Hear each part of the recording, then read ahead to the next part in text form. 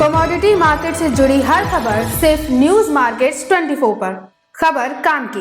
नमस्कार दोस्तों, welcome back to our channel news markets 24, जिसमें आज हम बात करेंगे खास तौर पर कृषि बाजार के बारे में। तो कृषि बाजार से जुड़ी जो सबसे बड़ी खबर है आज की, वो ये है कि किसानों की आय दुगनी करने के लिए सरकार कदम उठा रही है। ये जानकारी कृषि मंत्री ने आज संसद में दी है। इस खबर के बारे में आगे विस्तार से जानेंगे, मगर उससे पहले अगर आप चैनल पर नए हैं तो चैनल को सब्सक्राइब जरूर कीजिए और साथ ही बेल नोटिफिकेशन को प्रेस करना बिल्कुल ना भूलिए। तो खेती किसानों को फायदे का सौदा बनाने के लिए केंद्र सरकार लगातार प्रयास कर रही है। इसी कड़ी में सरकार नए प्रयोग से कृषि कामों को सरल बनाने में जुटी हुई है। वहीं बेहतर बीजों के प्रयोग से उत्पादन बढ़ाने पर जोर दिया जा रहा है, जबकि एक तरफ सरकार किसानों की आय दुगनी करने के लिए भी काम कर रही है। केंद्र सरकार ने 2016 से इस दिशा में गंभीरता से काम करना शुरू किया था, जिसके तहत सरकार ने 2022 तक किसानों की आय दुगनी करने का लक्ष्य निर्धारित किया हुआ है। इस मामले में अब तक क्या प्रगति हुई है और किस फॉर्मूले को अपनाकर सरकार किसानों की आय दुगनी करने का प्रयास कर रही है, इसकी जानकारी केंद्र कृषि और किसान कल्याण मंत्री नरेंद्र सिंह तोमर ने लोकसभा में एक सवाल के जवाब में दी है। तो केंद्र सरकार ने किसानों की आय दुगनी करने से संबंधित मामले की जाँच और इसके लिए व्यापक रणनीति बनाने के उद्देश्य से 2016 में एक अंतर मंत्रालयीय समिति गठित की।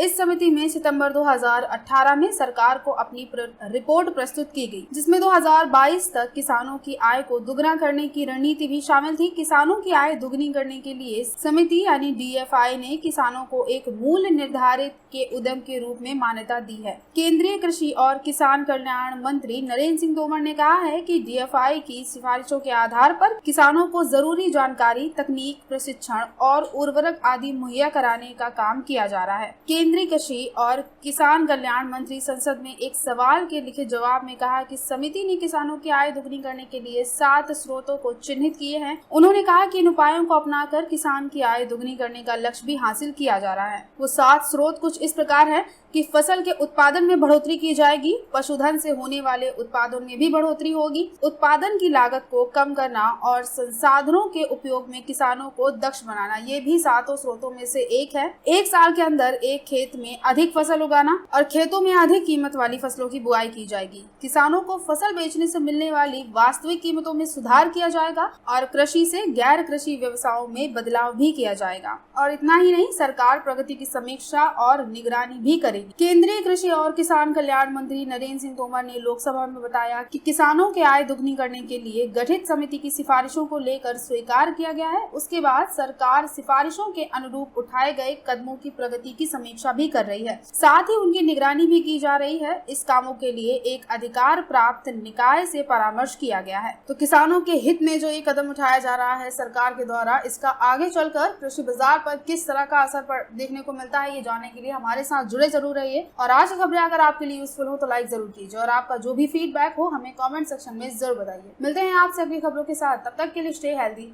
Stay safe. Thanks for watching. Bureau report, news markets 24।